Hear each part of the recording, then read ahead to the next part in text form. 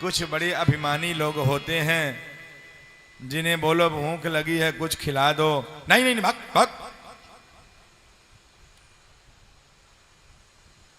कोई आपसे भोजन मांगे,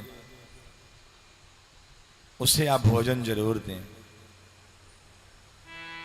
अभाव में आया है, उससे आप जरूर दें। जो आपसे बन सके आप वही दें। हम ये नहीं कहते यदि 2 रोटी आपके पास में है तो एक आप खा लो, एक अतिथि को खिला दो। अतिथि कौन है? अतिथि देवो भव।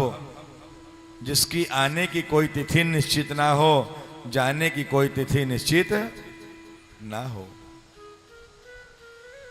और भोजन तो कोई कैसा भी व्यक्ति है आ जाए हमारे द्वार पर, यदि हम भोजन कर रहे हैं तो उसे भोजन को लिए पूछना चाहिए।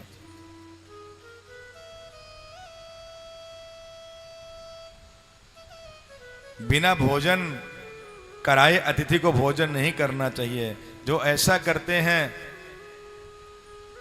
वो पाप के भागी होते हैं।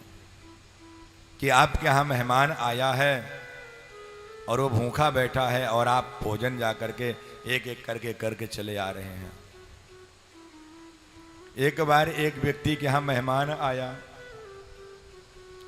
और मेहमान आया तो मेहमान को बढ़िया सुंदर भोजन दोपहर में तो वह करा दिया, लेकिन इतना लोभी आदमी शाम को भोजन कराने न चाहे। दोपहर कराया कितने बजे? 3 साढ़े 3 बजे भोजन। लेकिन किसी किसी की आदत होती है कि चाहे 3 बजे करें चाहे 4 बजे, लेकिन शाम को भोजन चाहिए। मेहमान आए, बेचारे घर में बैठे, वह लोभी आदमी भोजन कराना न चाहे। अपने बेटे से कहा, बेटा एक काम करना, जब मेहमान के पास मैं जाऊंगा उसी समय तुम आना। बोले ठीक है, और पूछना पापा क्या बनेगा तो मैं फिर बताऊंगा।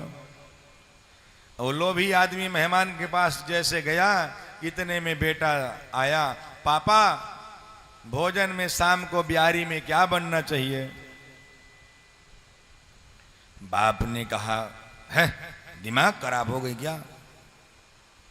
अभी तो 3:30 बजे भोजन किया हूं, मैं कोई राक्षस हूं जो भोजन करूंगा?